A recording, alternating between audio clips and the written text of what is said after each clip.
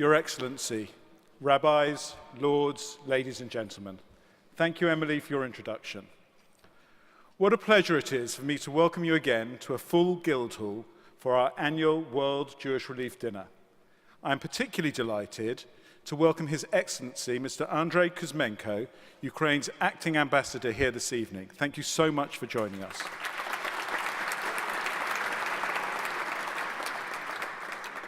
It is lovely also to welcome again the President of the Jewish Joint Distribution Committee and great friend of WJR, Penny Blumenstein.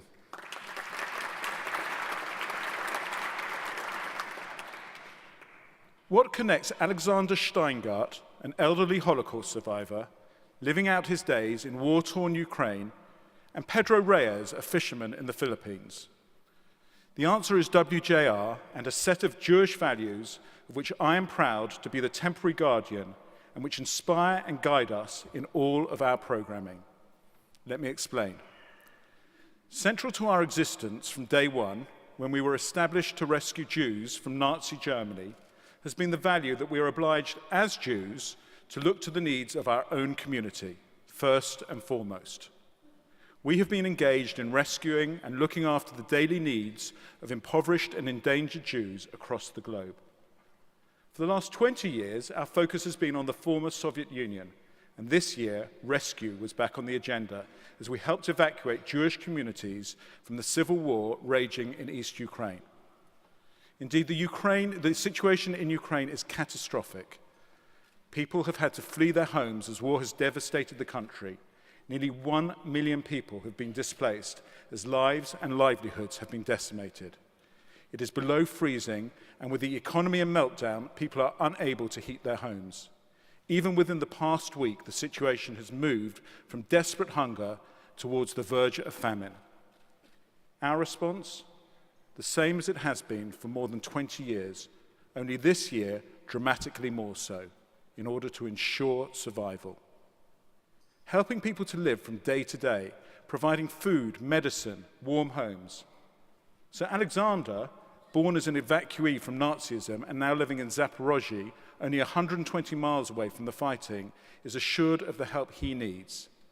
Our work will mean that despite having no living relatives, he can live out his days with quality of life, dignity, and the support of the Jewish community around him. And we deliver that response with such expertise that we have been recognized by the United Nations as one of the most effective NGOs operating in Ukraine. Our home repairs work in Ukraine, Moldova, and Georgia assists those without running water, sanitation, or heating. We give Jews whose living conditions eliminate the possibility of a dignified life, warmth, safety, and ultimately some hope.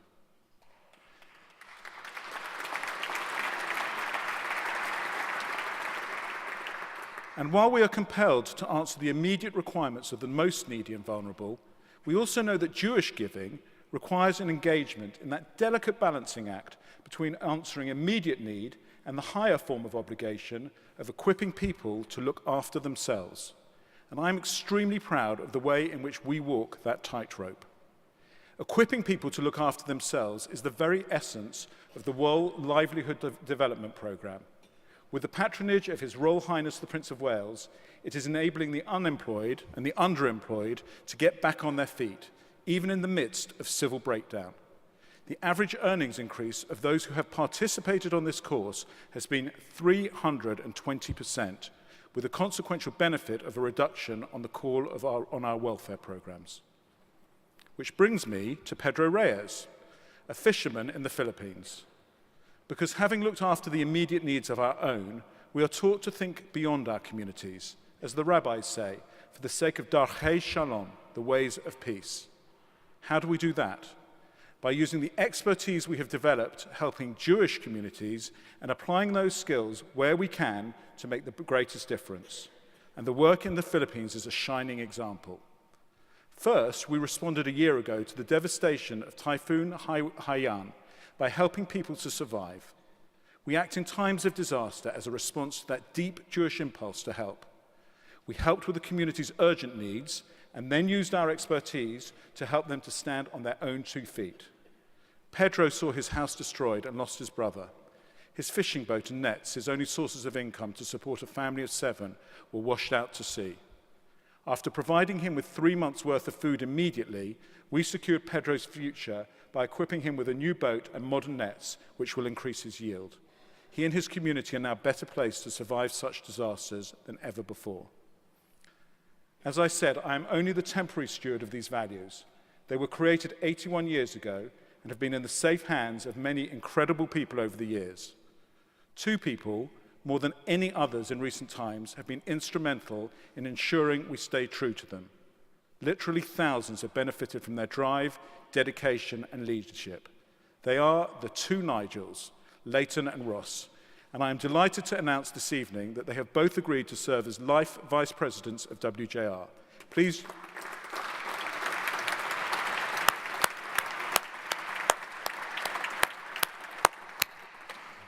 Thanks too to Jimmy Strauss and Charles Teacher, who after decades of remarkable service as trustees of WJR have stood down recently. Thank you both.